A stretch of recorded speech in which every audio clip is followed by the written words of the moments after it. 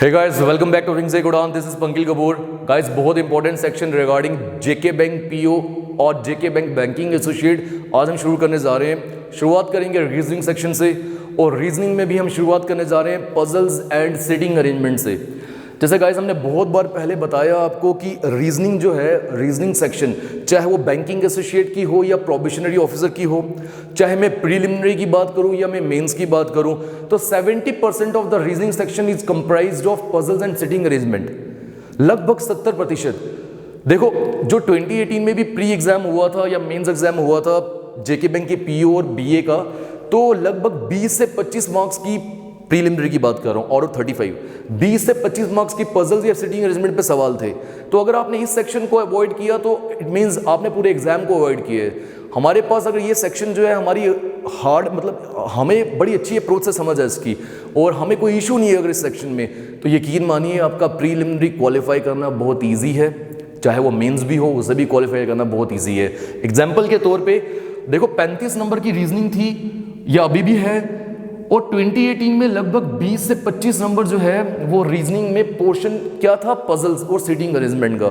और आमतौर पे आईबीपीएस के जितने भी बैंकिंग एग्जाम्स होते हैं आज के टाइम पे सभी में लगभग 20 से 25 नंबर की पजल्स और सिटिंग अरेंजमेंट पूछी जाती है.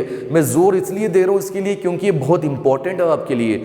अगर ये पोर्शन में आपकी क्लैरिटी पूरी है, कोई इशू नहीं है, यकीन मानिए प्रीलिमिनरी या मेंस को क्वालिफाई करने से आपको कोई नहीं रोक सकता. वीडियो को शुरू करने से पहले मैं बता दूं डिस्क्रिप्शन बॉक्स में हमारे डिफरेंट सोशल मीडिया प्लेटफॉर्म्स के लिंक्स प्रोवाइडेड है. You can join, you can follow us. मैं स्क्रीनशॉट लेने का समय दे रहा हूं, फिर शुरू करते हैं.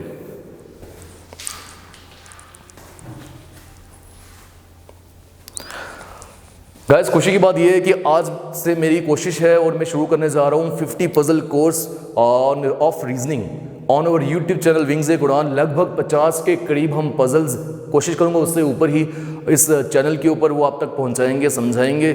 आज ये जो वीडियो है यहाँ हम ये समझने जा रहे हैं कि डिफरेंट फॉर्म्स क्या हैं पजल और सिटिंग अरेंजमेंट की, उनके आर्किटेक्चर क्या हैं, किस वे से हमें उनको शुरू करना चाहिए. और बहुत सारे स्टूडेंट्स का एक कॉन्सेप्ट जो है ये क्लियर नहीं है इस पे कि पजल और सिटिंग अरेंजमेंट में डिफरेंस क्या है. तो मैं आपको बता दूं ऑल्दो बुक्स के अंदर पजल को अलग, सिटिंग अरेंजमेंट को अलग दिया गया है, but we consider puzzle and sitting arrangement as a single topic. आज के बाद जब मैं बोलूंगा puzzle it means it comprises of ये सिटिंग अरेंजमेंट आल्सो. ठीक है, सिटिंग अरेंजमेंट उसके साथ ही है. क्लियर? तो ये जो मैं मार्क्स बोल रहा हूँ ना, ये 25 से 20 नंबर, ये पजल और सिटिंग अरेंजमेंट, ये उन सब की ही बात कर रहा हूँ. फॉर्म्स पे आते हैं. देखो सबसे पहले जो बहुत इंपॉर्टेंट पजल प्रीलिमिनरी में बहुत बार देखी गई है वो है फ्लोर बेस्ड पजल. कि कई सारे फ्लोर्स दे दिए जाते हैं. एग्जाम्पल के तौर पे मैंने यहाँ 7 फ्लोर्स लिए, कभी 10 भी देखे गए हैं, 11 भी देखे गए हैं, मैंने एक एग्जाम में खुद 12 भी देखे थे. और वो आपको डिफरेंट स्टेटमेंट्स देगा इसके रिगार्डिंग. वो बोलेगा जैसे A lives on an even number floor but below floor 6th, कि 6th फ्लोर के नीचे ए कहीं पे रहता है मगर वो इवन नंबर फ्लोर पे रहता है. अब इवन 4th भी है और इवन जो है वो 2nd भी है. इट मीन्स वो 4 पे भी आ सकता है, 2nd पे भी आ सकता है. अब कुछ बच्चे करते क्या हैं, वो एक ही पॉसिबिलिटी लेंगे, सिर्फ एक ही पॉसिबिलिटी, और ए को यहां रखेंगे, पूरी पजल ट्राई करेंगे, शायद गलत हो जाए. फिर ए को 4th पे रखेंगे, पूरी पजल ट्राई करेंगे, शायद वो सही हो जाए. Wrong approach. हमें क्या करना है, हमें एक साथ डुअल पॉसिबिलिटीज लेनी है. मीन्स 2 संभावनाएं लेनी है. मैंने बोला आपको कि ए जो है वो इवन नंबर फ्लोर पे है बट 6th फ्लोर से नीचे, तो 6th फ्लोर के नीचे ए जो है वो 4th फ्लोर पे भी आ सकता है, ए जो है वो 2nd फ्लोर पे भी आ सकता है.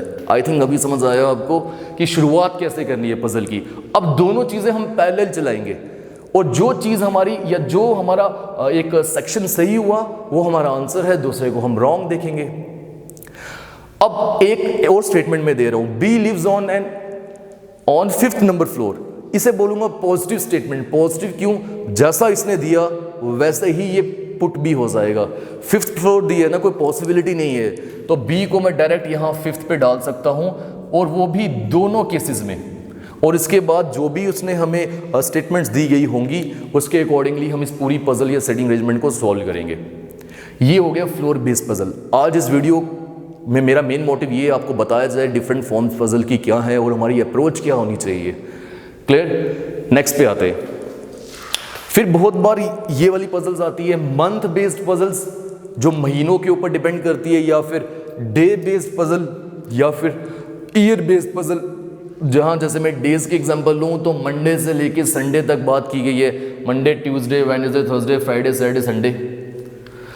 अब डेज के ऊपर बोला गया होगा कि मान लो A goes to market on Monday, तो मैं डायरेक्टली ए को मंडे पे डालूंगा, या बोलेगा A goes market on any of the day but after Thursday, Thursday के बाद किसी भी दिन, तो वो फ्राइडे भी जा सकता है, सैटरडे भी जा सकता है, संडे भी जा सकता है। तीन पॉसिबिलिटीज नहीं बनाएंगे हमने। जब भी पजल या सेटिंग अरेंजमेंट की शुरुआत करनी है ओनली विद टू पॉसिबिलिटीज, और जब ऐसी कोई केस आ जाए जहां तीन पॉसिबिलिटी की बात हो रही है, उसे कैसे करना है, हम साइड पे लिख के पजल को थोड़ा और रीड करेंगे, कहीं ना कहीं से हमें दो ही पॉसिबिलिटीज रह जाएंगी, और ये सब पता चलेगा जब मैं पहला पजल आपके पास लेके आऊंगा, सब क्लैरिटी आ जाएगी। तो आई थिंक आपको पता चला ये मंथ बेस्ड पजल या डे बेस्ड पजल कैसी होती है। यहीं पे मंथ्स होते हैं तो मैं महीने लिखता, ईयर होते तो 2000, 2001, 2002 में ईयर्स भी लिख सकता था। Then comes circular arrangement. Circular arrangement पे पजल्स आती है, बोला जाता है कि 6 persons are sitting on a circular table और फेसिंग इनसाइड, या तो वो इनसाइड देख रहे हैं या फिर हो सकता है, देखो मैं बता देता हूं आपको, फेसिंग इनसाइड वाले क्वेश्चंस भी होते हैं, फेसिंग आउटसाइड मींस ये सारे बाहर देख रहे हैं ऐसे भी होते हैं, और ऐसे भी होते हैं some of them are facing inside and some of them are facing outside, कुछ अंदर देख रहे हैं कुछ बाहर देख रहे हैं। तो जब क्वेश्चन के लेवल में डिफिकल्टी डाल दी जाए वो मेंस में पूछे जाते हैं, ठीक है। तो ये जो मैंने केस लिया ये all of them are facing inside, ये इजी है। अगर ऐसा बोले all of them are facing outside, वो भी इजी है same, but when some of them are facing inside and some of them are facing outside, उस केस में क्या होता है, हमें थोड़ा सा आराम से समझना है, वहां पे थोड़ा सा लेवल हाई हो जाता है उसका। नेक्स्ट पे आते हैं रेक्टेंगुलर और स्क्वायर अरेंजमेंट। देखो यहां पे इसी सर्कल को एक स्क्वायर की फॉर्म में डाल दिया गया या रेक्टेंगल की फॉर्म में बनाया गया है, वही कि देयर आर 8 पीपल या 8 students sitting on the rectangular table, और कभी कभी वो बोलता है कि all of them are facing inside, जैसे मैंने बनाया।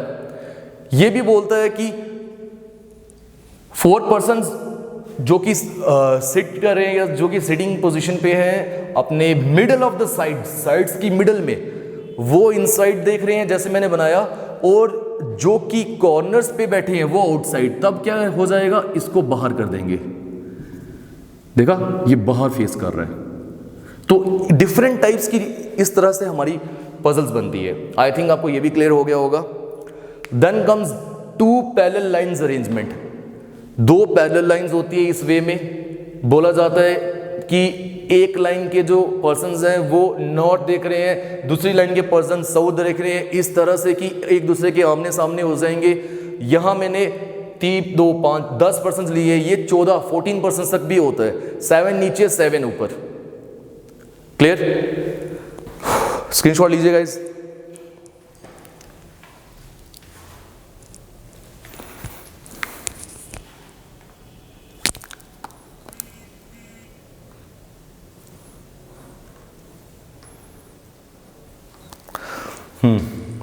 Just a second. नेक्स्ट पे आते हैं, ये मैंने अभी आपको 5 तरीके की डिफरेंट फॉर्म्स बताई हैं। फिर आता है बॉक्स बेस्ड पजल, कि कुछ बॉक्सेस हैं, मैंने यहाँ 5 बॉक्सेस लिए और बोला जाएगा कि red colour box is above yellow colour box, अलग अलग स्टेटमेंट्स दी जाएंगी। मैं अभी आपको बता रहा हूँ कि फॉर्म क्या है। तो बॉक्स बेस्ड पजल आती है। उसके अलावा हमारे पास अनसर्टेन नंबर ऑफ पर्सन्स की पजल आती है। अनसर्टेन नंबर ऑफ पजल्स का मीनिंग हो गया कि हमें मालूम ही नहीं है कि पजल में कितने पर्सन्स हैं, या जो सिटिंग अरेंजमेंट दिया गया है उसमें पर्सन्स कितने हैं वो नहीं मालूम।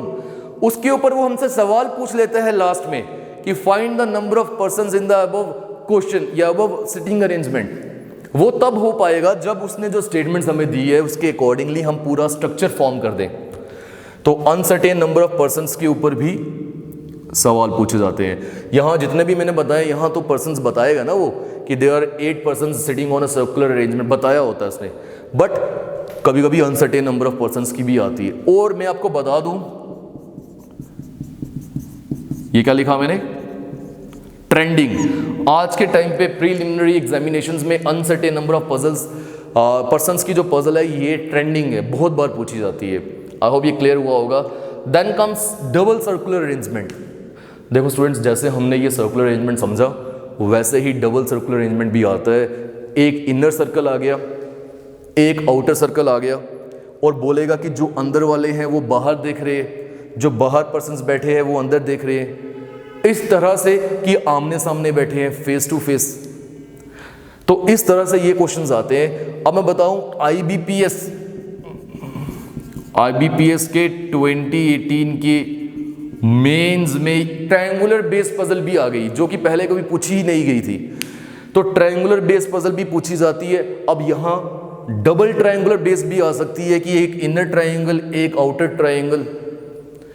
देन स्ट्रेट लाइन पे पजल्स आती है कि एक स्ट्रेट लाइन है इस तरह से, they are 9 person sitting on a straight line and all of them are facing north. जो ये मैंने बनाया, कभी वो बोलेगा all of them are facing south, वो ये भी बोल सकता है some of them are facing north and some of them are facing south.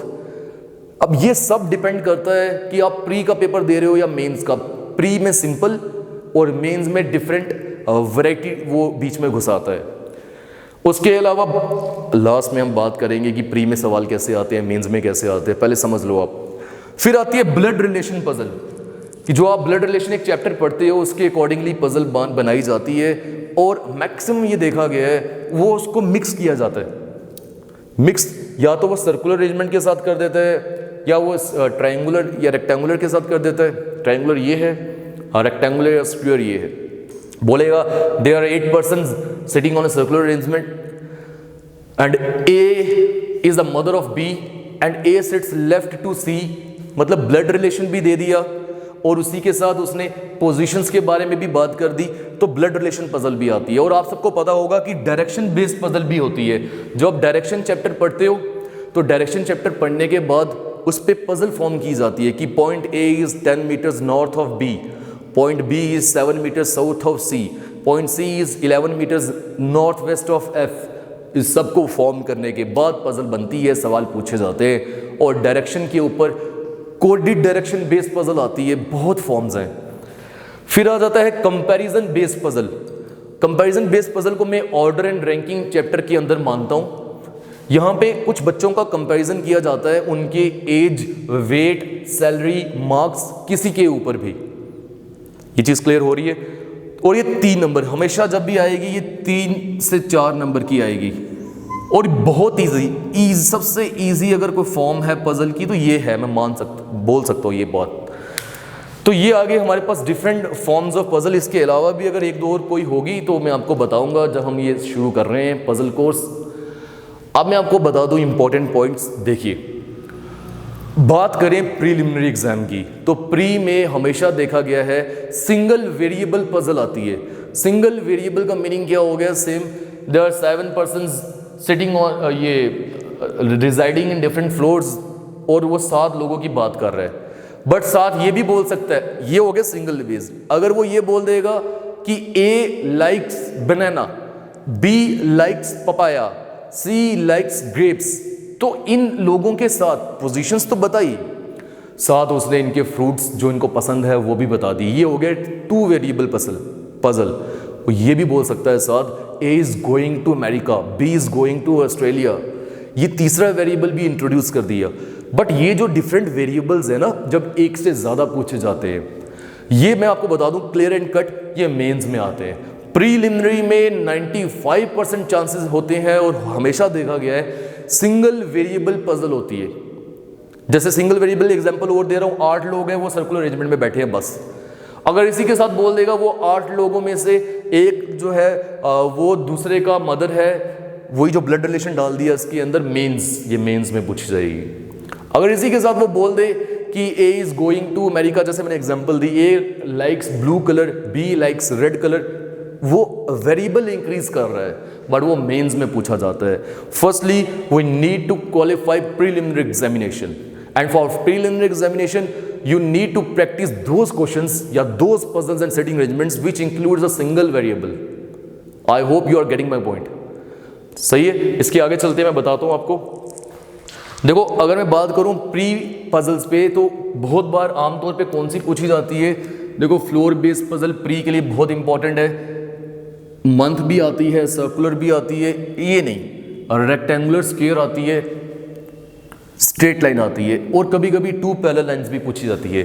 Comparison based puzzle भी आती है। बाकी जो मैंने बताया double circular arrangement, triangular arrangement, uncertain तो प्री में आने शुरू हो ही गई है, या बॉक्स बेस्ड पजल तो ये मेंस में पूछी जाती है, और मेंस में डबल वेरिएबल पजल पूछी जाती है, ट्रिपल वेरिएबल पजल पूछी जाती है, जो मैंने अभी बताया आपको।